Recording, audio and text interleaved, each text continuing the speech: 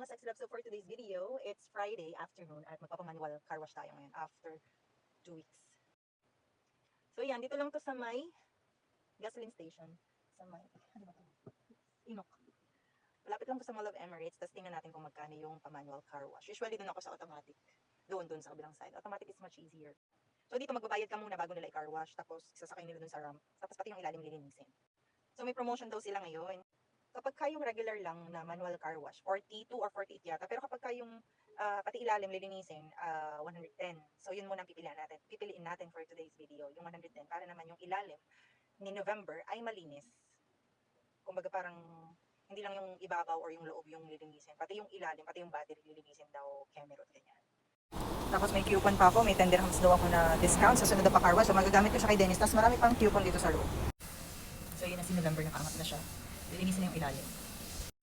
Napakadaming coupons na ibinigay sa akin. Yan, ang dami-daming mga coupons na pwedeng gamitin sa food and beverage, sa noon. So dito muna tayo sa loob, tambay pogi muna while waiting. So bali, ang biniyaran ko ay 92 dirhams na kasi may discount yung 110. So okay na rin kasi ng ilalim naman, di ba? Minsan lang naman. Parang once a year lang yata.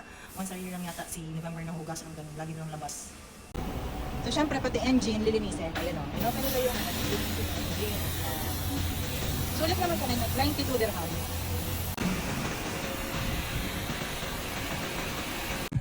So at dahil hindi ako marunong maglagay ng tubig sa wiper, si kuya nagpalagay ako. Dito yan sa Inok at libre lang po. Yan.